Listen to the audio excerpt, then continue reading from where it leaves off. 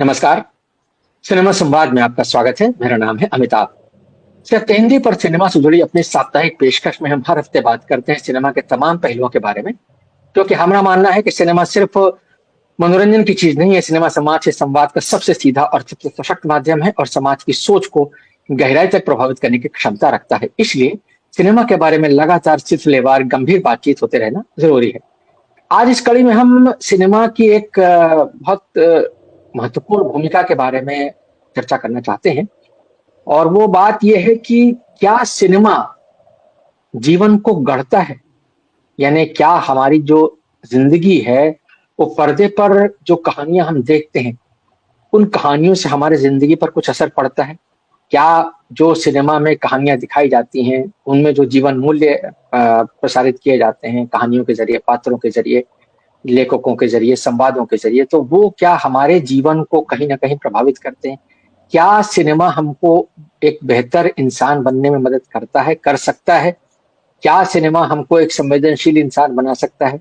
वो और दुनिया में जो भी मानवीय मूल्य हैं, चाहे वो किसी भी समाज के हों, चाहे वो भारत के हों, भारत के तमाम राज्यों के हों, के भाषाओं के हों, या विश्व का जो सिनेमा है अलग अलग भाषाओं का, अलग अलग देशों का, वो सिनेमा क्या हमको एक बेहतर नागरिक बनने में मदद करता है, जो कि हम अपने आप को एक ग्लोबल विश्व का, एक पूरी दुनिया का एक बेहतर नागरिक कह सकें? ऐसा क्या सिनेमा हमारे जीवन में कोई भूमिका निभाता है? तो आज इसी सवाल पर हम बात करेंगे, और इसके बारे में चर्चा करने के लिए हमारे पास हमारे साथ हमेशा की तरह कुछ बहुत खास लोग, कुछ बहुत विद्वान, जो कि सिनेमा के बारे में लगातार लिखते पढ़ते रहते हैं, ये सभी लोग मौजूद हैं। मेरे साथ जबरीमल पारख साहब हैं, जो कि हिंदी सिनेमा के बहुत गंभीर अध्येता हैं। वर्षों से, दशकों से हिंदी सिनेमा के बारे में लगातार लिख रहे हैं, पढ़ रहे हैं, कई किताबें लिख चुके हैं, लगातार हमारी चर्चाओं में शामिल होते रहते हैं। संजीत नार्वेकर साहब हैं, जो कि हिंदी सिनेमा के, मराठी सिनेमा के, वैश्विक सिनेमा के बहुत गंभीर जानकार हैं, विश्लेषक हैं, स्वयं डॉक्यूमेंट्री फिल्में बना चुके हैं, सिनेमा में लेखन का काम कर चुके हैं, और तमाम तरह से विश्लेषक के तौर पर, किताब लेखक के तौर पर सिनेमा से लगातार जुड़े रहते हैं। शिवा असलम फहमी जी हैं, जो कि हिंदी सिनेमा साहित्य संस्कृति की गंभीर जानकार हैं, टिप्पणीकार हैं, विश्लेषक हैं, पत्रकार हैं, और स्वयं किंतु परंतु नाम का एक यूट्यूब चैनल चलाती हैं, जहां वो इस तरह के सवालों पर लगातार चर्चा भी करती हैं। हमारे साथ अजय ब्रह्मात्मा जी भी हैं, जो कि हिंदी सिनेमा के बहुत गंभीर अध्येता तो हैं ही, वरिष्ठ पत्रकार हैं, हिंदी सिनेमा, फिल्म पत्रकारिता करते रहे वर्षों से, समीक्षा करते रहे फिल्मों की, और लगातार अपने विश्लेषणों के जरिए दर्शकों की जो समझ है उसको बेहतर बनाने की एक बहुत जो एक जिम्मेदार भूमिका है, उसमें अजय जी ने बहुत एक इम्पोर्टेंट रोल निभाया है, ऐसा मैं मानता हूँ। आप सबका स्वागत है हमारे साथ। मैं उम्मीद करता हूँ हितेंद्र पटेल जी भी जुड़ेंगे थोड़ी देर में, क्योंकि वो अभी दिख रहे थे, और उम्मीद करता हूँ वो जुड़ जाएंगे जब उनका कनेक्शन ठीक होगा। तो बहरहाल आज की बातचीत शुरू करते हैं। नार्वेकर जी, मैं आपसे बात शुरू करना चाहता हूँ। संजीत जी, जो सवाल हम आज पूछ रहे हैं, और वो सवाल एक्चुअली इस अर्थ में पूछ रहे हैं कि क्या हमारे दर्शक, जो सिनेमा को गंभीरता से लेते हैं, वे सभी लोग, क्या उनके लिए सिनेमा जीवन को गढ़ने का काम भी करता है? यानी ऐसा कभी हुआ है कि भाई आपने कोई फिल्म देखी हो, और फिल्म देख करके आप जब 3 घंटे, 2.5-3 घंटे बाद जब सिनेमा हॉल से बाहर निकलते हैं, तो वो फिल्म आपके साथ बहुत लंबी दूरी तक चलती है, कई बार तो जीवन भर चलती है, और वो उस फिल्म की कहानी, उसके पात्र, उसके संवाद, उसके गाने, या उसकी जो भी चित्रण है, जिस तरीके का भी कैमरा आप कह लीजिए, एडिटिंग कह लीजिए, जो भी कह लीजिए, वो सब आपके साथ जीवन भर चलता है। उसके जरिए जो भी आपको मिलता है, वो सिर्फ आपका मनोरंजन नहीं करता, बल्कि कहीं ना कहीं आपको, आपके जीवन को, आपकी जो वैल्यूज हैं लाइफ की, उनको शेप अप करने में कहीं ना कहीं आपकी मदद करता है। इस बार आपकी टिप्पणी जानना चाहूंगा। क्या आपको लगता है कि सिनेमा ये भूमिका अदा करता है? हाँ। अमिताभ जी, जो विषय आपने आज रखा है, अंग्रेजी में बहुत बहुत सालों से हम लोग डिस्कस कर रहे हैं, डज लाइफ इमिटेट आर्ट और डज आर्ट इमिटेट लाइफ।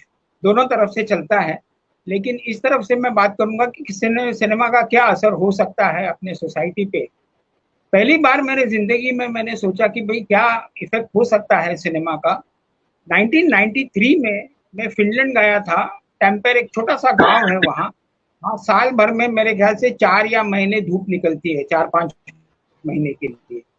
तो वहाँ मैं फेस्टिवल के लिए गया था, टेम्पेर फिल्म फेस्टिवल।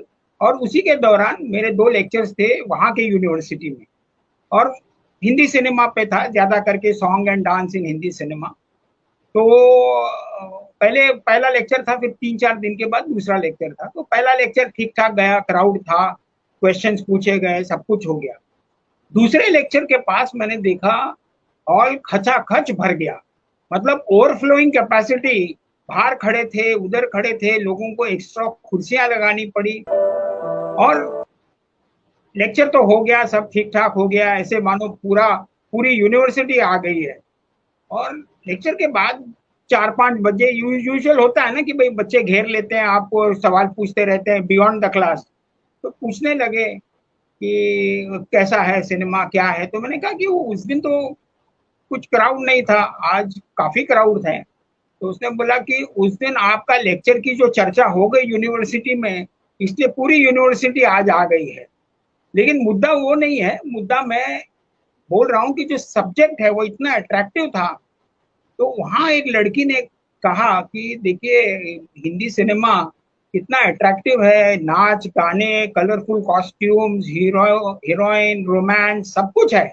और हमारा सिनेमा बड़ा बोरिंग है, कोई कैंसर से मर रहा है, कोई कुछ हो रहा है, कोई करप्शन की बात हो रही है। तो हिंदी सिनेमा में हम लोगों को बड़ा मजा आता है, गाने सुनते हैं। तो पहली बार 1993 I was writing for about 10-15 years, पहली बार मेरे दिमाग में बात आ गई कि इंडियन सिनेमा का इन्फ्लुएंस कहाँ तक गया है। और खाली फैशन, म्यूजिक, रोमांस की बात नहीं है, उसके भी डीप इन्फ्लुएंस है। जैसे मोटा तौर पे अगर कहा जाए तो तमिल सिनेमा खाली तमिलनाडु में नहीं, सिंगापुर में देखा जाता है, श्रीलंका में देखा जाता है, फार ईस्ट में उसका बहुत इन्फ्लुएंस है। उसी तरह से मराठी सिनेमा मॉरिशस में एक जमाने में, अभी पता नहीं क्या है उसका हाल, लेकिन अबाउट 20 इयर्स अगो मॉरिशस में बहुत देखा जाता था। और बहुत सारी हमारी मराठी फिल्में वहाँ इंपोर्ट की जाती थी और वहाँ दिखाई जाती थी। मलयालम सिनेमा की यही हाल है। सो हिंदी सिनेमा का ग्लोबलाइजेशन हुआ 1990s में, शायद उसके पहले भी। तो उसका एक इम्पैक्ट है, मतलब fashion, music, romance, way of seeing. Shekhar Kapoor ने एक बार बोला कि जब उसकी यूके की फिल्म एलिजाबेथ लॉन्च हुई, तो उसमें उन्होंने मेलोड्रामा का यूज किया था। जो हम हिंदी सिनेमा में मेलोड्रामा को एक्सेप्ट करते हैं, यूरोपियन और अमेरिकन सिनेमा में मेलोड्रामा ये चीज नहीं है। देयर में बी ड्रामा, देयर में be this thing, but melodrama होता नहीं है। बट उसने कहा कि मैंने मेलोड्रामा यूज किया और इतना अप्रिशिएट हुआ कि यूके के फिल्म क्रिटिक्स कहने लगे कि अरे भाई ये तो this is a new device of telling. इससे मैं आगे बढ़ूंगा। मैंने कहा कि खाली ये नहीं है, रोमांस नहीं है, म्यूजिक नहीं है, फैशन नहीं है, ये नहीं है, उसके आगे क्या इम्पैक्ट हुआ है सोसाइटी पे। तो 2 पुराने किस्से लूंगा। मेरा तो शांताराम जी का बहुत स्टडी हुआ है, इसलिए मैं उनसे ही शुरू करूंगा। 1935, 36, 37 में देवदास की 3 फिल्में बनी थी। 35 में बंगाली बनी थी, 36 में हिंदी बनी थी, और 37 में आसामीज बनी थी। तीनों फिल्म पीसी बारुआ ने डायरेक्ट की थी। लेकिन सहगल की फिल्म जो बनी थी 1936 में, इतना इन्फ्लुएंस हुआ कि लोगों को लगा कि भाई रोमांस अगर फुलफिल नहीं हुआ तो मरने के सिवा दूसरा कोई नहीं। बड़ा रोमांटिसाइज किया गया उसमें। और वो जो कादम्बरी थी शरद चंद्र चटर्जी की, वो भी काफी पॉपुलर हुई थी इसी वजह से, क्योंकि वो नोशन बहुत रोमांटिक था कि भैया अगर अपना रोमांस फुलफिल नहीं होता है तो मर जाएंगे। और सहगल जी के आगे वाली फिल्म शाहजहां में उसका कैप्सूल है देवदास का, और वो है कि जब दिल ही टूट गया तो जी के क्या करेंगे। 1936 में ये फिल्म इतनी इन्फ्लुएंशियल हो गई कि 37-38 में शांताराम जी ने कहा कि ये ठीक नहीं है, अपने कंट्री के लिए ठीक नहीं है, अपने को उसका ट्रेंड रिवर्स करना चाहिए। इसलिए 1939 में उन्होंने फिल्म बनाई थी बाइलिंगुअल, आदमी और मानुस, जिसका सब टाइटल था लाइफ इज फॉर लिविंग।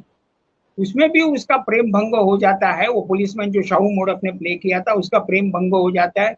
वो जो लड़की जिसके साथ वो प्यार करता है, प्रोस्टिट्यूट थी शांता हुबड़ीकर, उसके साथ प्यार हो जाता है, लेकिन वो उसको for murder she gets arrested, etcetera etcetera. तो उसमें उसने कहा कि देखो जिंदगी खाली मरने के लिए या प्रेम में मरने के लिए नहीं है, आपको उसके आगे जाके you have to live life and become contributor to society. तो ये तो किस्सा था। फिर शांताराम का दूसरा मैं ये लूंगा कि दहेज उनकी 1952 की फिल्म जो बनी थी, उसके बाद दहेज पे जो इतनी चर्चा शुरू हुई कि आने वाले दशक में 50s में काफी चर्चा हो गई। पार्लियामेंट में बिल इंट्रोड्यूस हुआ और 1961 में eventually dowry dowry prohibition act was passed in 1961। ये तो पुराने किस्से हो गए। आपने कहा कि फिल्म के उदाहरण दूं, अभी हाल ही में अगर मोर अपना करंट मिलेनियम को अगर देखा जाए तो ओनीर की एक फिल्म आई थी निखिल माय ब्रदर, जिसमें उन्होंने डोमिनिक डिसूजा नाम के एक शख्स की बात की थी। And the film was about same sex romance की homosexuality and lesbianism and multiple partner, ये वो। उस पर फिर उसको एड्स हो जाता है और ये है। 2005 के बाद जो गे राइट्स का डीक्रिमिनलाइजेशन हुआ, 2018 में सुप्रीम कोर्ट ने एक्ट पास किया कि it has to be decriminalize. ये कोई क्रिमिनल एक्टिविटी नहीं है अगर सेम सेक्स लव है तो ये है। तो उसका वो इफेक्ट आपको 10 साल के बाद नजर आया। और हाल ही में फिल्म बनी थी शुभ मंगल ज्यादा सावधान, ये इसकी रणवीर सिंह की फिल्म थी। तो उसके आगे जाके हमारे मित्र अमोल गुप्ते की फिल्म आई थी तारे जमीन पे इन 2007। उससे वो जो अवेयरनेस हुआ कि डिसलेक्सिया, एडीएचडी, जो बहुत सारे स्कूल टीचर्स बोलने लगे कि हम जो समझते थे कि ये आप बैकवर्ड स्टूडेंट है, ये है, उसकी कोई मेडिकल रीजन हो सकता है और हमको उसको ज्यादा संवेदनशील से लेना चाहिए। You have to be sympathetic to the student and try to help him. तो अभी आजकल के स्कूलों में आप देखोगे तो एडीएचडी या डिसलेक्सिया ये रिकॉग्नाइज प्रॉब्लम्स है और टीचर्स को कहा जाता है कि भाई आप हर स्टूडेंट को बैकवर्ड मत समझ लीजिए, ये भी टेक इनटू कंसिडरेशन। विमेन पे तो बहुत सारी फिल्में बनी हैं, जैसे अनुभव सिन्हा की थप्पड़ बनी है, मेघना गुलजार की छपाक बनी है ऑन एसिड अटैक विक्टिम्स। उसके पहले लीना यादव की 2005 में पार्श बनी है, जिसके बारे में पिछले बार मैंने बात किया, जिसमें काफी जेंडर इश्यूज पे चर्चा हुई, मेनी इश्यूज कंसर्निंग विमेन। और सोशल और जेंडर जस्टिस पे तो बहुत पुरानी जाए तो मृत्यु दंड है 1997, माधुरी दीक्षित की फिल्म जो प्रकाश झा ने बनाई थी। आक्रोश है, मतलब ये 2010 वाली आक्रोश प्रियादर्शन की, जिसमें ये 3 सीपीआई के अफसर दिखाए गए हैं। पुरानी आक्रोश तो है ही गोविंद निहलानी वाली, which is also social. Akshay Kumar ने काफी अच्छा काम किया है। आप अजय देवगन और अक्षय खन्ना की फिल्म की बात कर रहे हैं, आक्रोश। जी जी जी बात कर रहा हूँ वो आक्रोश, जिसमें वो लड़की को टॉर्चर करता है, ये वो उसका एंड में ये करता है। जैसे मैं हमेशा कहता हूँ कि Bollywood cinema has its own approach और थोड़ा सा शुगर कोटिंग करना पड़ता है, तो कभी कभी शुगर कोटिंग ज्यादा हो जाता है और फिर थोड़ी छोटी सी रह जाती है। लेकिन अक्षय कुमार है, अक्षय कुमार ने 2-3 अच्छी फिल्में बनाई है, पैडमैन बनाई है, टॉयलेट एक प्रेम कथा बनाई है, मिशन मंगलम बनाई है। एक लास्ट नाम लूंगा, अनुभव सिन्हा ने मुल्क बनाई, उसके बाद फिर थप्पड़ बनाई उसने, 3-4 फिल्में। मैं क्या कह रहा हूँ कि सोसाइटल चेंज लाने के लिए वक्त लगता है। अब आपको जो 2005-6 में फिल्म बनी, उसका इफेक्ट आपको 2020 में नजर आना शुरू हुआ होगा। जो 17-18 में फिल्म बनी, उसका इफेक्ट आपको 10-15-20 साल के बाद नजर आएगा, क्योंकि सोसाइटी इतने आसानी से अपने आप को बदलती नहीं है। इंडिविजुअल बदल सकता है, अगर देखूं मैं उससे इंस्पायर हो जाऊं और मैं अपनी जीवनी बदल दूं, अपनी जीवन लाइफस्टाइल बदल दूं, ये एक बात है। लेकिन सोसाइटल इम्पैक्ट लाने के लिए आपको कभी कभी एक जनरेशन तो जाना पड़ता है। जैसे सती इरेडिकेट करने के लिए 100 साल लगे, राजा राम मोहन रॉय ने जो शुरू किया, कितने साल तक। और ये तो मैं 1970s में जर्नलिस्ट था, तब इंडियन एक्सप्रेस में एक केस आई थी राजस्थान में रूप कंवर की, जो सती वहां बनी और हमारी रिपोर्टर ने उसको एक्सपोज किया था। उसको चमेली देवी अवार्ड भी मिला उसके लिए, शबनम बिरमानी करके। तो मैं क्या कह रहा हूं कि कोई भी चेंज अगर लाना है, अगर ऊपरी तौर का चेंज है, जैसे फैमिली पैटर्न चेंज हो रहा है, या तो लिव इन रिलेशंस की आजकल बात करते हैं, खुले बात करते हैं। पहले देखिए, अपनी सोसाइटी बड़ी क्लोज सोसाइटी है और क्लोज सोसाइटीज जहाँ पब्लिक डिस्प्ले ऑफ अफेक्शन अच्छी तरह से मतलब एक्सेप्ट नहीं किया जाता, तो ऐसे सोसाइटीज में चेंज लाने के लिए भी टाइम लगता है। ओपन सोसाइटीज जी में क्या हो जाता है कि डिस्कस हो जाता है, ओपनली बात की जाती है, बट क्लोज सोसाइटी जैसी अपनी सोसाइटी है उसमें हम लोग सेम सेक्स की बात नहीं करते हैं। एजेड, अभी जैसे बधाई हो जैसी फिल्म डिफिकल्ट है, क्योंकि 40s के बाद प्रेग्नेंट रही मतलब लोग खुसुर खुसुर करते हैं, अरे ये क्या चल रहा है इन लोगों का अभी तक, मतलब 40s के बाद आप बोलते हो कि नहीं ये बच्चों वाली बात है, हम लोग नहीं सेक्स करते, तो नो नो सेक्स जी प्लीज वी आर इनटू, ये जो धारणा है वो you have to you know. तो काफी फिल्में हैं जिन्होंने चेंज लाने की कोशिश की है, और जी लेकिन चेंज आने में वक्त लगेगा। जी, बहुत अमिताभ शुक्रिया। जी। आपने बहुत विस्तार से आपने अपनी बात रखी और आपने जिन फ़िल्मों का एग्ज़ाम्पल दिया, मिसाल के तौर पर आपने बधाई हो का ज़िक्र किया, तो बधाई हो अपनी थीम के बावजूद यानी अपने समय के हिसाब से देखा जाए तो वो थोड़ा बहुत आगे की बात कर रही थी।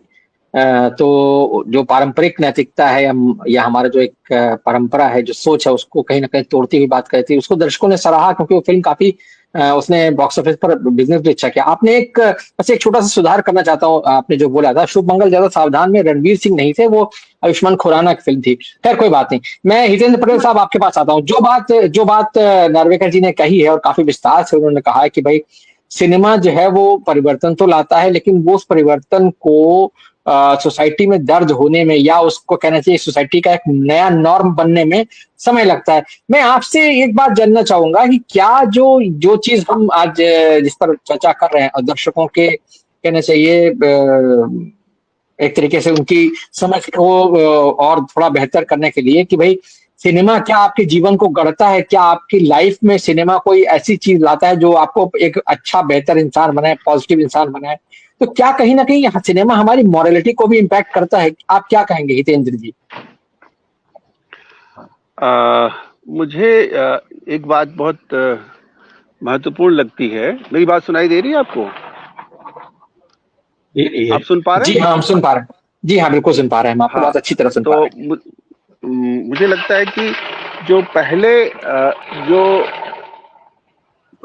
30 साल का सिनेमा था, ये पिछले 30 साल का सिनेमा है, उससे मैं रिलेट नहीं कर पाता हूँ उस तरह से। लेकिन उसके पहले के जो 30 साल हैं, उससे मैं ज़्यादा रिलेट करके कहना चाहता हूँ कि हम लोगों की जनरेशन और संभवतः उसके पहले की जनरेशन जो है, उसने अपने आदर्श का निर्माण जो है, वो नैतिकता का निर्माण कहिए, उसमें सिनेमा की बड़ी भूमिका है।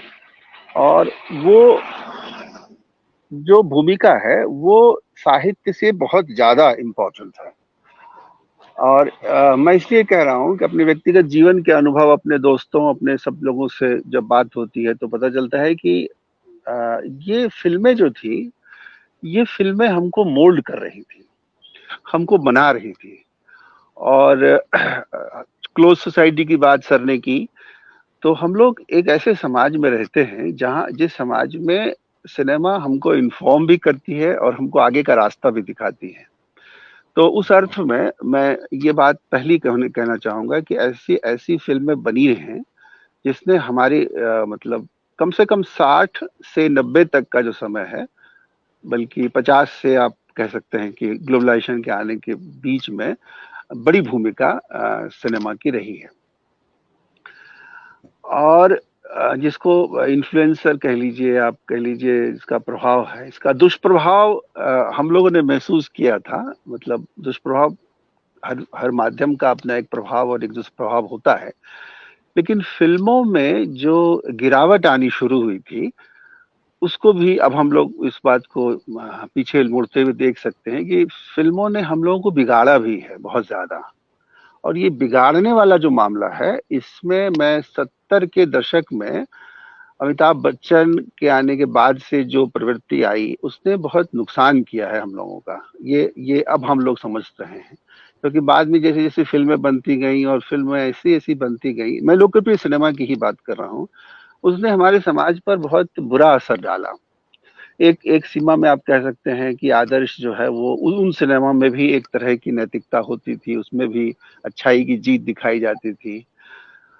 लेकिन उसका एक दुष्प्रभाव मतलब वो बढ़ता गया, उसका कोशेंट जो है, उसका जो अनुपात है वो बढ़ता गया है। तो ये दूसरी मेरी बात है कि फिल्मों का एक दुष्प्रभाव भी होता गया, लेकिन नैतिकता का जो मामला है, उस नैतिकता में ये जो परिवर्तन होते हैं, इसका संबंध जो है समाज की बनावट से, सामाजिक परिवर्तन से है। इसलिए इसकी अच्छी फिल्में अगर नहीं लोकप्रिय होती हैं और जो तुलनात्मक रूप में खराब फिल्में थी या जिसमें प्रतिक्रियावादी तत्व ज्यादा महत्व पाते हैं, वो फिल्में अगर लोकप्रिय हो रही, जिसका संबंध जो है समाज के परिवर्तन के साथ है। ये मेरी एक बात है जिसको कि आप ध्यान में रखें कि कोई भी माध्यम जो है वो वैल्यूज को अपने आप क्रिएट नहीं कर सकता अगर समाज में उस तरह की चीजें नहीं चल रही हैं। तो अब आप बेहतर जो जो स्वप्न होते हैं, जो यूटोपिया को बचाने की बात हम लोग इतिहास साहित्य में करते रहते हैं, फिल्मों में यथार्थ के नाम पर जो दिखलाया जा रहा है वो डरा रहा है हम लोगों को, दरअसल हम लोगों को भ्रष्ट कर रहा है। हम लोगों को, अभी मैं पिछले 30-35 सालों की फिल्मों से उस तरह से नहीं जुड़ा हूँ जिस तरह से कि अभी सर कह रहे थे, जिस तरह से उदाहरण दे रहे थे, मैं उदाहरण भी नहीं पाऊंगा। लेकिन फिल्में जो हैं अब का कोई बहुत ज्यादा संबंध नैतिकता से नहीं है। वो कोई इशू उठाते भी हैं तो इसलिए कि उसको मार्केट में वो उसकी सेलिब्रिटी देख लेते हैं, तो इसलिए उसकी जो सेलिब्रिटी है वो इम्पोर्टेंट है। आप अपने मन से उसमें जो है वो नैतिकता ढूंढ लें या वो एक तरह की एक पॉजिटिविटी उसमें देख लें लेकिन मुझे बहुत उत्साहवर्धक स्थिति दिखलाई नहीं पड़ती है। और एक और बात इसमें जोड़ना चाहूंगा कि जो समाज में पिछले 30-35 सालों से जो चल रहा है, उससे उसका दुष्प्रभाव सिनेमा पर बहुत ज्यादा हुआ है और समाज भी डिरेल्ड हुआ है। और ये डिरेल्डमेंट ऑफ सोसाइटी जो है, इस पर हम लोग को बात करनी चाहिए और उसके रिफ्लेक्शन के रूप में हमको सिनेमा में वो तत्व दिखलाई पड़ते हैं। ये बात मुझे कहनी ही पड़ेगी। मार्केट का प्रभाव पड़ा है, जी साहित्य से हमारी दूरी बढ़ी है और नैतिकता का अगर स्थान समाज में नहीं है तो फिल्मों में नैतिकता को ढूंढना या बेहतर भविष्य की कल्पना अगर समाज में उस तरह से नहीं है तो फिल्मों में वो चीजें नहीं हो सकती हैं। आज के दौर में भय जो है, भय और अनिश्चितता का जो वातावरण है, ये बहुत महत्वपूर्ण हो गया है और फिल्में जो हैं वो हम लोगों को अब किसी न किसी रूप में डरा रही हैं। और जो फिल्मों की प्रकृति है, फिल्मों बनाने का, फिल्म दिखाने का जो भी मामला है, वो अब वो जैसे उपकार फिल्म का अभी चल रहा है सामने,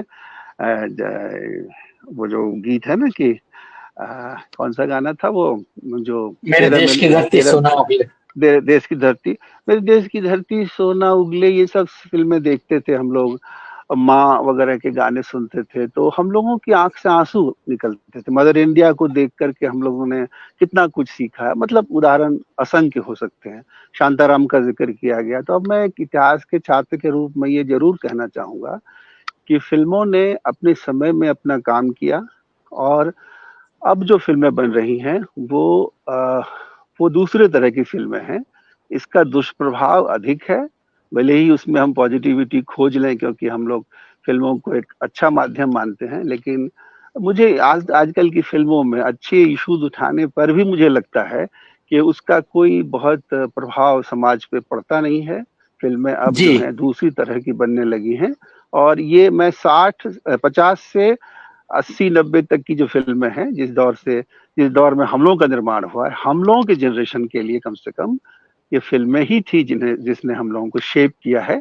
इसलिए मैं फिल्मों के प्रति बहुत कृतज्ञ हूँ और हम समझते हैं कि फिल्मों में वो संभावना तो है ही है कि हम लोगों को नैतिक बनाए रखने की प्रक्रिया में सहयोग करें।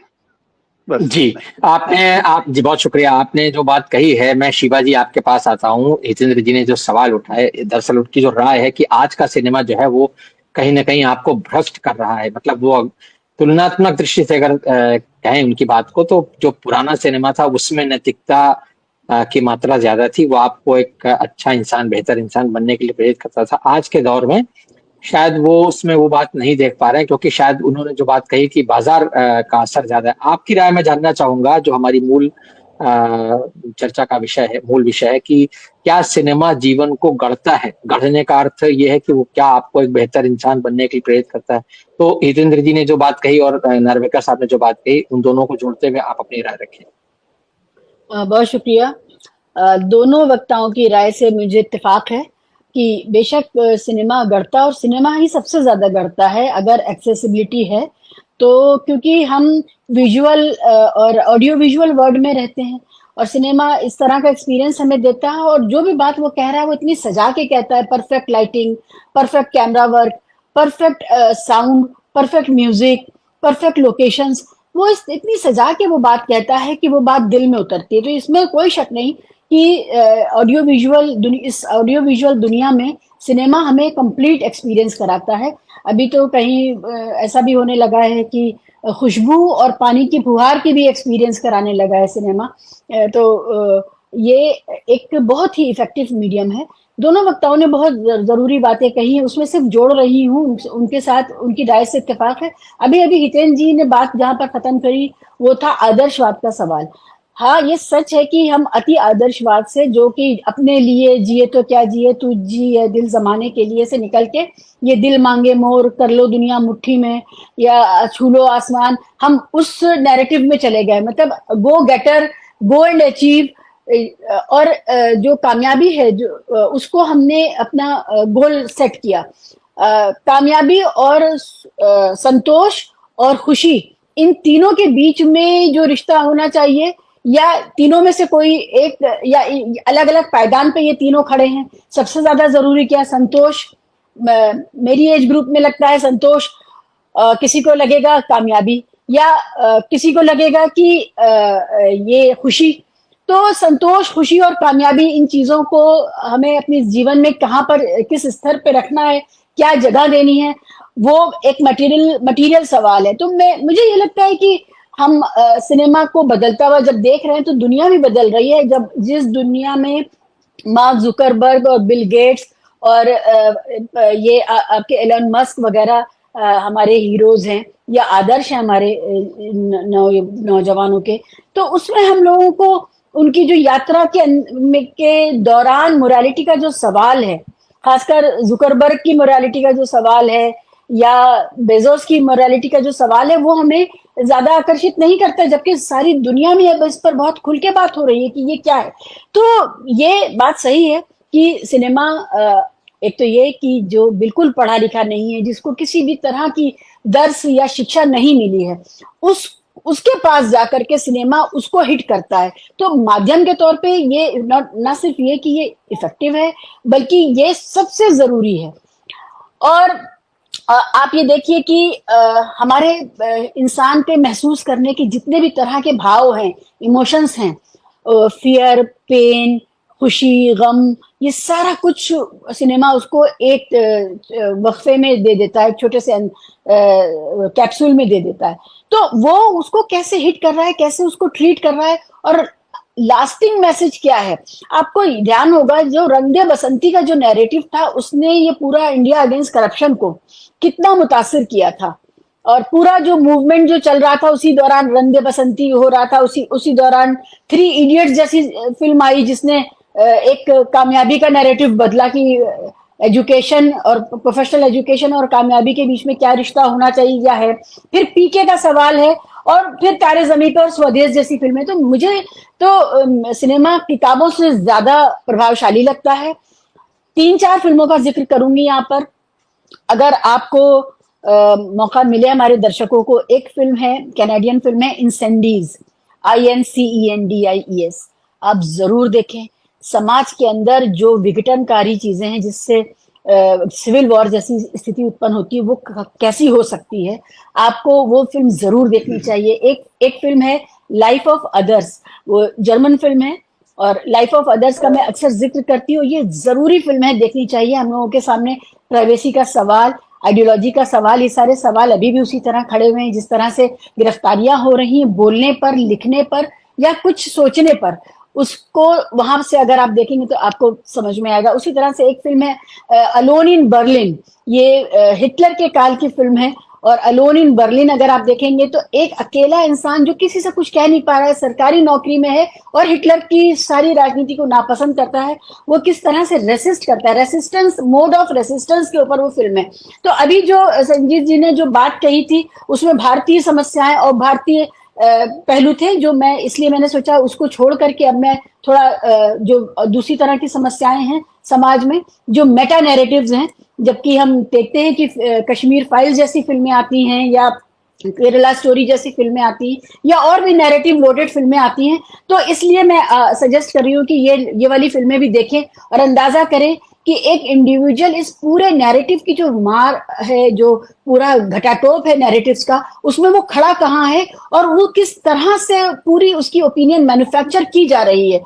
तो ये जरूरी है कि हमारे नाच गाना, अच्छी शायरी, ये सब अच्छी बात है, लेकिन फिल्में ये मैसेज देते रहें। मुल्क का जो मैसेज है, जो अनुभव सिन्हा की जो फिल्म है वो बहुत अहम है इस दौर में, उसको हम लोग देख सकते हैं कि मुल्क का मैसेज या बहुत सारे सवाल जो आजकल के सवाल हैं जो पिछले 25-30 साल से वो जो बने हुए हैं। अब मुझे डंकी भी बहुत इफेक्ट कर रही थी जब मैं उसको देख रही थी। मैं महसूस कर पा रही थी कि जो शाहरुख खान के अलावा जो उसमें किरदार हैं वो कितने लेयर थे और उनकी अपनी सबकी जो मजबूरियां थी, और आज वो प्रोसेस आज भी जारी है। और वो सिर्फ भारत का प्रोसेस नहीं है, वो हर जगह का प्रोसेस। बांग्लादेशी भारत आ रहे हैं, यहाँ जलील हो रहे हैं, भारतीय कनाडा अमेरिका जा रहे हैं, यूरोप जा रहे हैं, वहां जलील हो रहे हैं। तो ये जो पूरी इंसानियत, जी जी, तो जी शिवा जी, आपने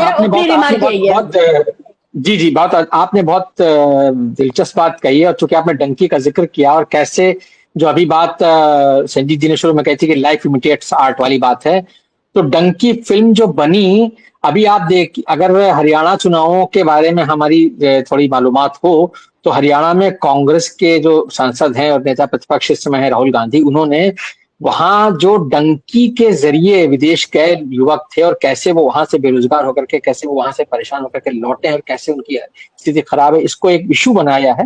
इसको भी एक उन्होंने चुनाव का इशू बनाया। तो जो बात आपने कही है मैं उसको लेकर के अजय जी आपके पास आता हूँ। क्या ये जो सवाल उठाया जा रहा है कि सिनेमा अब उतना नैतिक नहीं रहा, जो बात हितेंद्र जी ने कही काफी विस्तार से और शिवा जी ने कहा कि मैं सहमत हूँ नार्वेकर साहब और हितेंद्र जी की बात से, लेकिन ये उन्होंने ये भी कहा कि आप देखें कि किस तरह से सिनेमा जो है वो हमें एक अलग तरह का सपना दिखा रहा है और कैसे वो हमारी चेतना को प्रभावित करा। तो मैं आपसे जानना चाहूंगा अजय जी, क्या ये सिनेमा की जो एक टेक्नोलॉजी है, एक उसका एक कहना चाहिए लार्जर देन लाइफ जो पर्सोना है सिनेमा का, यानी आप जब सिनेमा हॉल में जाते हैं तो 70 mm का पर्दा है जहां पर आप कोई भी चीज देखते हैं तो वो आपको जीवन की विराटता का एक तरीके से तस्वीर दिखाता है। क्या वो आपको प्रभावित करती है? क्योंकि सामान्य जीवन में उस तरह की चीजें घटती रहती है, हमको उतना असर नहीं पड़ता है, लेकिन शायद हम जब पर्दे पर देखते हैं तो ज्यादा असर पड़ता है। क्या कहेंगे आप? जी, तीनों वक्ताओं ने बहुत अच्छे तरीके से अपने अपने परिप्रेक्ष्य से, अपने अपने दृष्टिकोण से सामने रखा है चीजों को। मेरा अपना मानना है कि हम अभी जिस समय की बात कर रहे हैं और आज के दर्शकों के संदर्भ में बात करें तो अभी जो हमारा दौर था जब हम बड़े हो रहे थे तो हमारे सामने जानकारी और मनोरंजन और इन सब के लिए एक ही मीडियम था, वो था सिनेमा। आज के जो जेनजी है उसके सामने अनेक संचार माध्यम आ चुके हैं जिनका वो उपयोग कर रहा है। अभी सिनेमा से ज्यादा पॉडकास्ट काम आ रहे हैं। पॉडकास्ट हमें सारी जानकारियां दे रहा है और दर्शक श्रोता जा भी रहे हैं वहां पे। तो समय बदलने के साथ, मीडियम बदलने के साथ, टेक्निक बदलने के साथ दर्शकों की रुचि भी बदल रही है, दर्शकों के माध्यम भी बदल रहे हैं। सिनेमा की बात करते हुए और जिन मूल्यों की, जिन ज्ञान की, जिस दर्शन की और जीवन शैली की बातें करें, मेरी अपनी राय है कि मैं हिंदी सिनेमा के संदर्भ में बात करूंगा। मैं ज्यादातर यही फिल्में देखता हूँ, विदेशी फिल्में नहीं देख पाता मैं। तो इसने भारतीय जीवन शैली को सबसे ज्यादा प्रभावित किया है। रही बात ज्ञान, दर्शन और अनुभव और जानकारी, तमाम चीजें, उस मामले में इसका कंट्रीब्यूशन थोड़ा कम है। क्योंकि अगर मूल्य वहां से प्रभावित होते और समाज में उतरते तो प्रेम विवाह, अंतरजातीय विवाह, अंतरवर्गीय विवाह, अंतरधार्मिक विवाह तो दशकों से हिंदी फिल्मों में दिखाए जा रहे हैं। फिर तो लव जिहाद वाला मामला ही नहीं आना चाहिए था। लेकिन हम देख रहे हैं कि समाज में उसका कोई असर नहीं हुआ है। आज भी ज्यादातर पारंपरिक विवाह हो रहे हैं, ज्यादातर जो अरेंज्ड मैरिज है वही हो रहे हैं, प्रेम विवाह हो ही नहीं रहा है। अंतरजातीय, इंटर रिलीजियस और ये सारी चीजें तो छोड़ दीजिए। वैसे ही नैतिकता का भी मामला जो है, फिल्मों ने नैतिकता का चाहे जितना पाठ पढ़ाया हो, लेकिन हम एक भ्रष्ट देश में जी रहे हैं। भ्रष्टाचार यहाँ आम बात है और हम मौका मिलते ही, हम खुद जो दर्शक हैं सिनेमा के या नागरिक हैं इस देश के, मौका मिलते ही हम भ्रष्ट हो जाते हैं, क्योंकि वहां से हमें कुछ छोटी सुविधा मिल जाती है, कुछ लाभ हो जाता है और हम सारी नैतिकता भूल जाते हैं। इसलिए ये पीढ़ी, उस पीढ़ी, इस पीढ़ी, नई पीढ़ी, नया सिनेमा, पुराना सिनेमा की बातों को मैं नहीं देखता। मेरा अपना मानना है कि सिनेमा मूल्य के तौर पे, दर्शन के तौर पे, ज्ञान के तौर पे बहुत ज्यादा बढ़ोतरी नहीं करता। फिल्मों के इतिहास से, अगर ऐतिहासिक फिल्में देख करके फिल्मों का ज्ञान, इतिहास का ज्ञान बढ़ता हो, ऐसा नहीं होता है। क्योंकि इतिहास के नाम पर अगर आपको मुगल आजम दिखाया जाएगा, इतिहास के नाम पर अगर जोधा अकबर दिखाया जाएगा या तमाम ऐतिहासिक फिल्में दिखाई जाएंगी, तो जहाँ इतिहास नाम मात्र को होता है, बाकी सारी कल्पना होती है, ड्रामा होता है और गाने होते हैं, तो इतिहास की भी शिक्षा नहीं होती है। तो मेरी समस्या दूसरी इसलिए है कि जीवन शैली के अलावा, जीवन शैली चाहे वो बोलने का तरीका हो, प्रेम करने का तरीका हो, स्टाइल एंड फैशन हो, इन सारी चीजों में जरूर फिल्मों ने असर डाला है और ये हम दशकों से देख रहे हैं। एक बार मैंने मजाक में आमिर खान से कहा था कि आमिर, आपको एक फिल्म ऐसी बनानी चाहिए, उस फिल्म में एक सीक्वेंस कम से कम ऐसा होना चाहिए जहां सार्वजनिक कमोड का कैसे इस्तेमाल करते हैं इस पर पूरा एक दृश्य होना चाहिए। उन्होंने कहा बिल्कुल, ये तो बहुत जरूरी चीज है। सार्वजनिक तौर पर कमोड, चाहे आप एयरपोर्ट चले जाएं या ट्रेन में चलें या कहीं जाएं, जिस प्रकार से हम उसका इस्तेमाल करते हैं कि दूसरों के यूज के लायक नहीं रह जाता है वो। तो अगर सिनेमा इस तरह की चीजें दे जा रहा है तो बहुत अच्छी बात है। और कई सारी चीजें हमने सीखी हैं।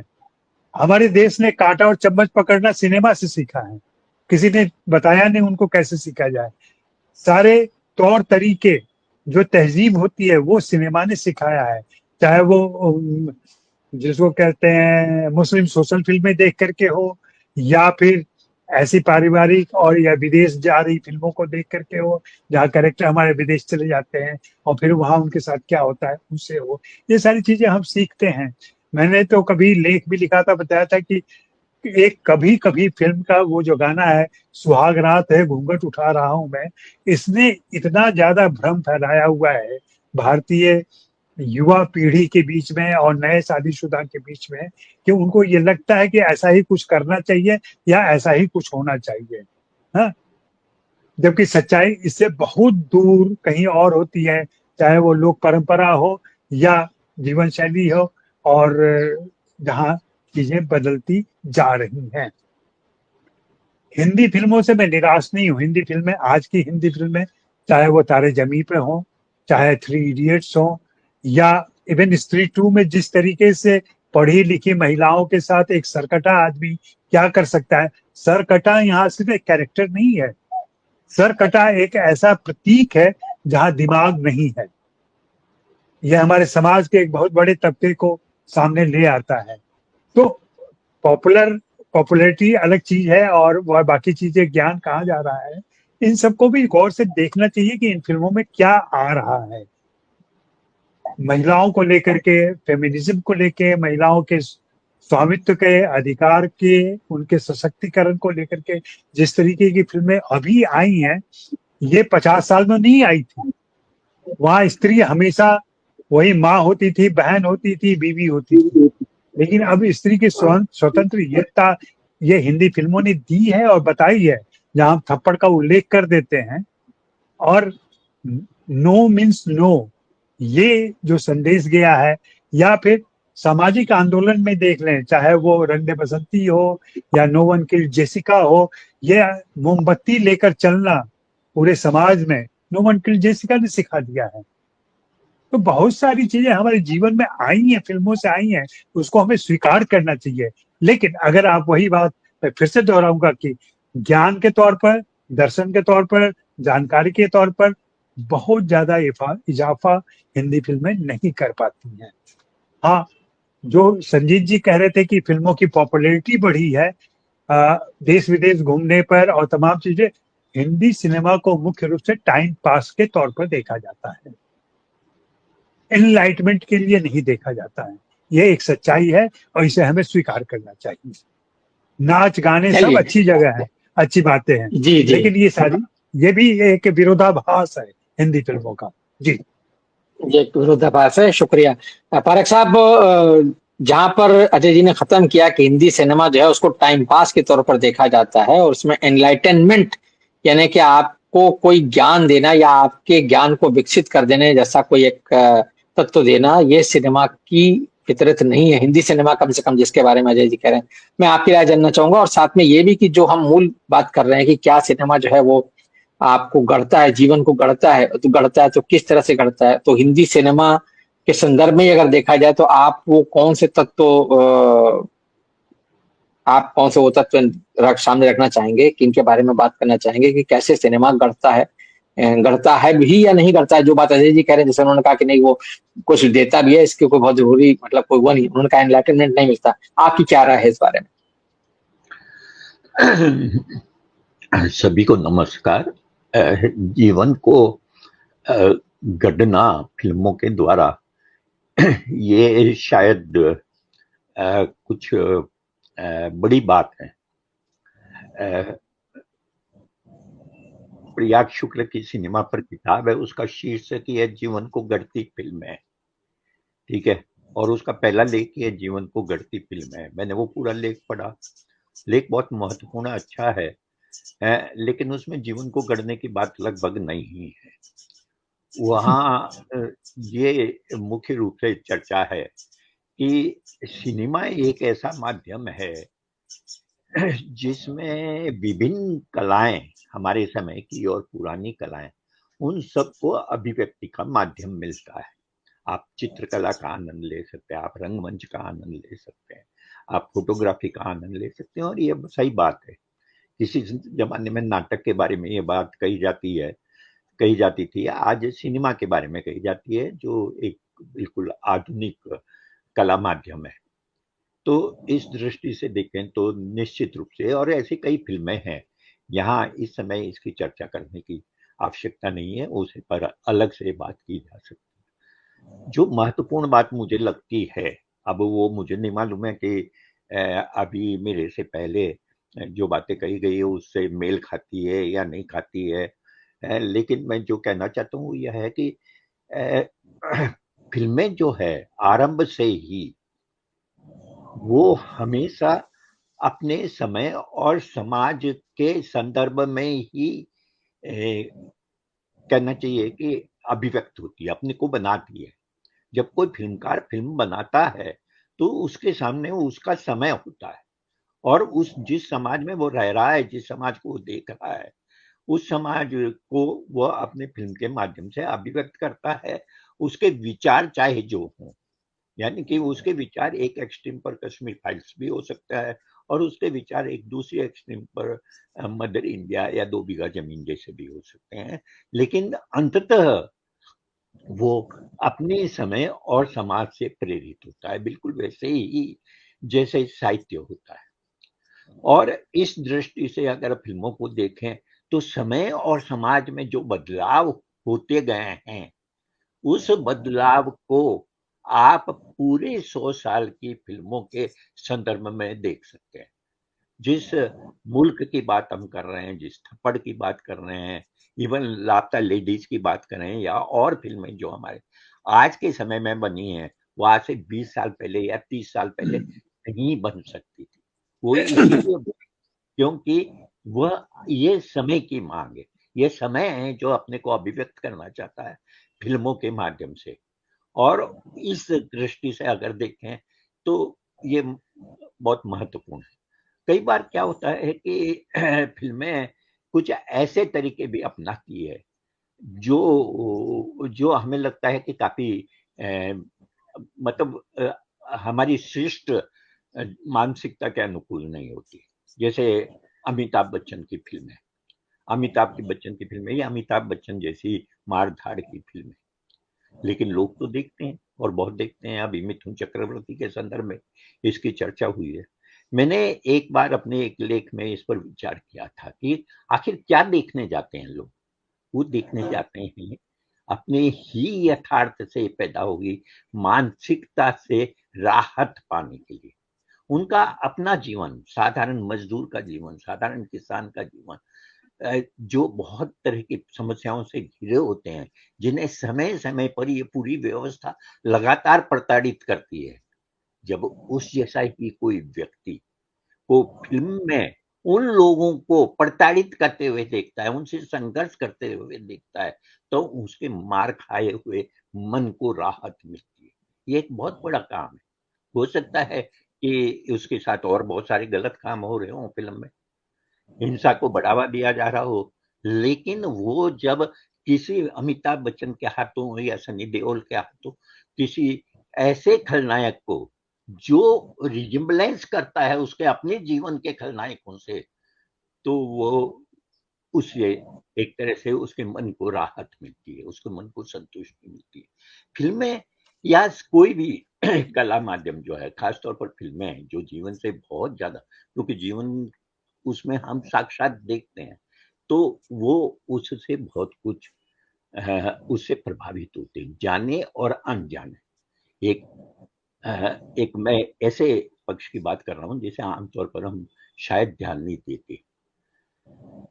ये सिनेमा ही है, और खासतौर पर हिंदी सिनेमा है, जिसने उन लोगों को प्रेम की अभिव्यक्ति करना सिखाया जो कभी प्रेम करने के बारे में सोच भी नहीं सकते। पुरुष ही नहीं, स्त्रियां, सैकड़ों सैकड़ों गीत हैं जिसमें स्त्रियां अपने प्रेम का इजहार करती है, और वो प्रेम का इजहार करती है, और उन्हें हम अपने घरों में, अपने स्कूलों में, अपने आसपास की दुनिया में उन्हें लोगों को गुनगुनाते हुए, गाते हुए देखते हैं, स्त्रियों को भी गाते हुए देखते हैं। प्रेम का ये जो खुलापन जीवन में जिसकी जरूरत थी, इसके बावजूद कि अजय ने जो कहा है कि अब भी ज्यादातर अरेंज्ड मैरिज हो रही है, लेकिन ये भी सही है कि उसके बावजूद प्रेम की एक जो स्वीकृति हुई है, और वो प्रेम जो है, ध्यान देने की बात है कि सिनेमा ने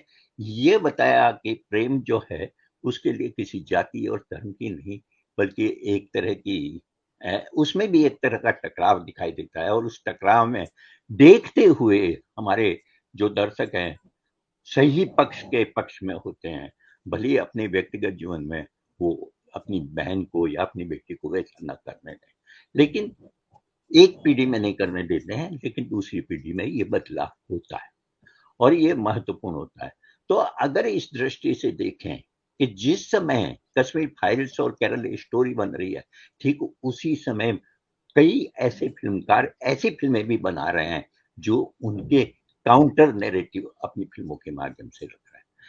फिल्में कोई क्रांति नहीं करने वाली है, साहित्य भी कोई क्रांति नहीं करने वाला है। क्रांति करने का काम जो है वो राजनीति का होता है, और राजनीति तब ऐसे कोई बड़े बदलाव के लिए तैयार होती है जब जनता एकजुट होती है। लेकिन वह मानसिकता जो बदलाव के लिए जरूरी है, उस मानसिकता को बनाने में फिल्में अपनी एक भूमिका अदा करती है, कर सकती है, और उसको उसको रोकने, उसे पीछे की तरफ धकेलने का भी काम फिल्में कर सकती है। ये फिल्मों के अंदर ये जो एक कहना चाहिए द्वंद, एक संघर्ष, एक तनाव दिखाई देता है, वो भी एक हकीकत है। जीवन को गढ़ती है या नहीं गढ़ती है, लेकिन सिनेमा में हम अपने समय और समाज का जो रूप है, असली रूप, अच्छा बुरा जैसा भी रूप है, उसको अभिव्यक्त होता हुआ देख सकते हैं। और वो एक तरह का दस्तावेजीकरण है, एक रचनात्मक दस्तावेजीकरण है, और ये महत्वपूर्ण होता है क्योंकि हम आज ये याद कर सकते हैं कि 1952 के आसपास जिस समय देश में औद्योगिकरण की बात हो रही थी, उस समय एक फिल्मकार था जिसने किसानों के पक्ष में 2 बीघा जमीन बनाई थी। जिस समय देश में मशीनीकरण की बात हो रही थी, उस समय एक फिल्मकार था 1957 में जिसने नया दौर बनाई थी। और इस तरह से आप देखेंगे कि ये जो काम हुए हैं और ये काम आज तक हो रहे हैं, ऐसा नहीं है। जिस आक्रोश की बात की गई थी 2010 के आक्रोश की, वो आक्रोश से लेकर आर्टिकल 15 तक दलितों के संदर्भ में महत्वपूर्ण जो फिल्में बनी, उससे पहले के 30-40 साल में 3 फिल्में भी नहीं है इस तरह की। तो ये बदलाव जो होते हैं वो महत्वपूर्ण है।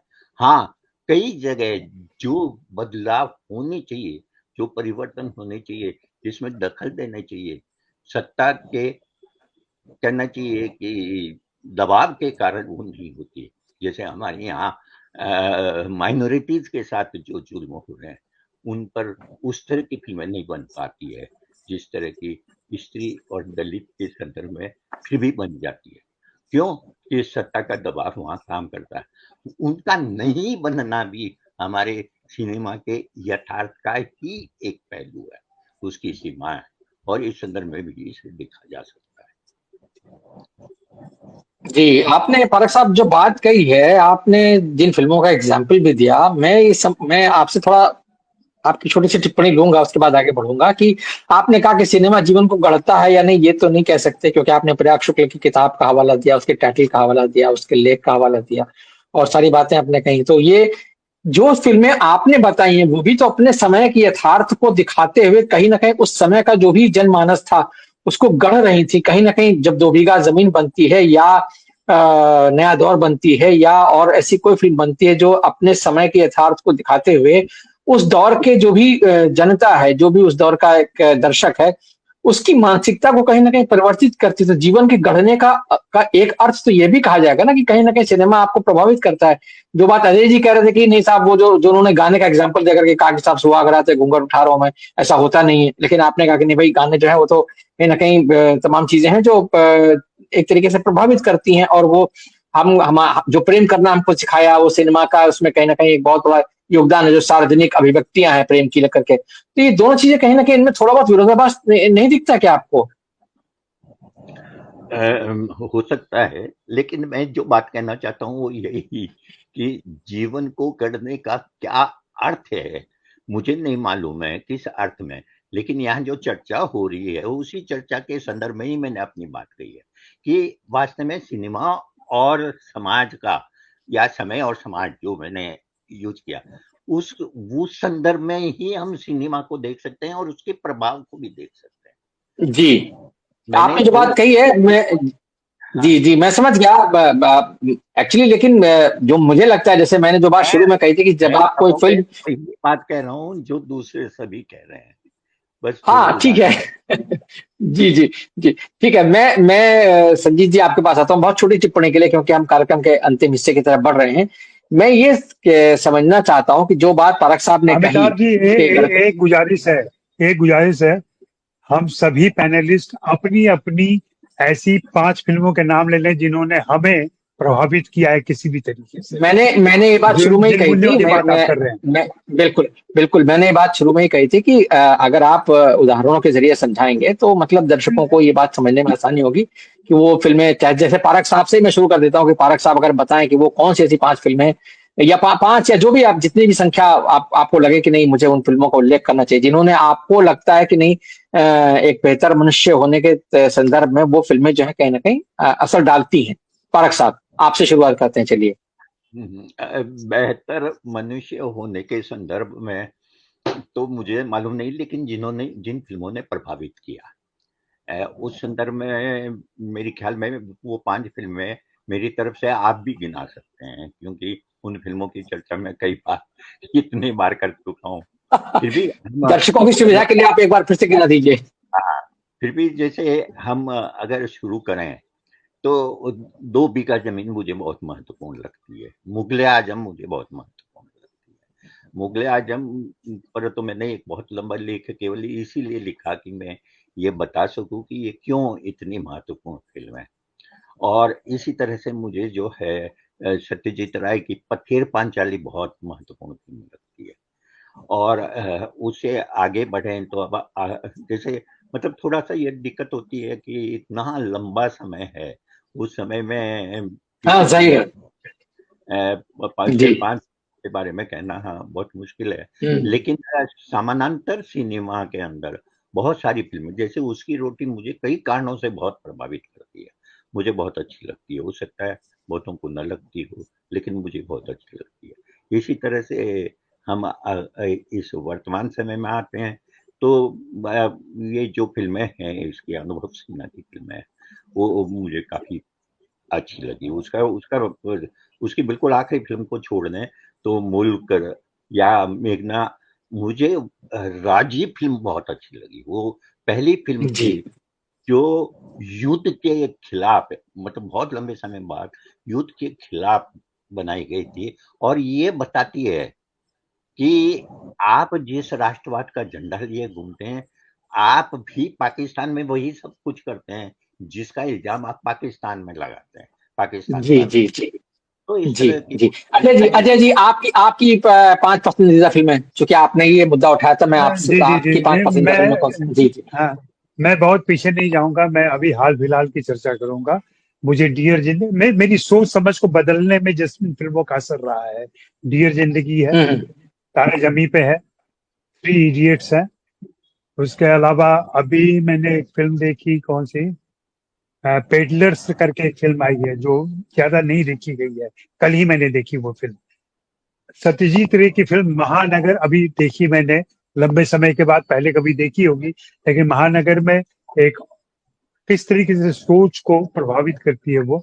तो मैं उन्हीं फिल्मों का जो क्या फिल्में थी और किनका असर ज्यादा हुआ या क्या रेलिवेंट फिल्में है, मैं उसकी बात नहीं कर रहा हूँ। मेरी अपनी जी। जिंदगी जी। को जिन फिल्मों ने प्रभावित किया, मैं उसकी बात कर रहा हूँ। जी। बिल्कुल बिल्कुल बिल्कुल, बहुत शुक्रिया। शिवा जी, आपकी पसंदीदा फिल्में? अब मैंने बोल ही दिया था, दोहरा ही देती हूँ। एक तो बचपन में जिसने मुझे बहुत प्रभावित किया, वो ब्लैक एंड व्हाइट पिक्चर है, एक दोस्ती। वो तो बहुत ज्यादा उसने असरअंदाज किया था। उसके साथ ही साथ एक रुका हुआ फैसला मुझे बहुत अच्छी लगी थी। और उसके अलावा अलोन इन बर्लिन, जिसका मैंने जिक्र किया। एक मलेना करके एक फिल्म है, वो इटालियन फिल्म है शायद। हम तो सब टाइटल्स नहीं देखते हैं। तो Malena, life of others and इंसेंडीज। बहुत शुक्रिया। संजीत जी, आप आपसे जानना चाहूंगा आपकी पसंदीदा फिल्में, जो मतलब दर्शक जिनको आप दर्शकों से साझा करना चाहते, ताकि उनके लिए भी कुछ ना कुछ इजाफा हो उनकी समझ में। मैं इंडिविजुअल फिल्म से ज्यादा फिल्म मेकर से बहुत प्रभावित हो जाता हूँ, उनकी कई फिल्मों से प्रभावित हो जाता हूँ। तो आप तो जानते ही हैं, नंबर वन मेरे लिए तो वी शांताराम है, क्योंकि उनकी जो करियर है, जो 60-70 साल से उन्होंने जो फिल्में बनाई, तो उनकी जो अर्ली ट्रायोलॉजी है, दुनिया न माने, आदमी, पड़ोसी, ये 3 फिल्में मुझे बहुत इफेक्ट कर गई। दो आंखें 12 हाथ मुझे बहुत इफेक्ट कर गई। दूसरे फिल्म मेकर जो मुझे बहुत पसंद है वो है बिमल रॉय।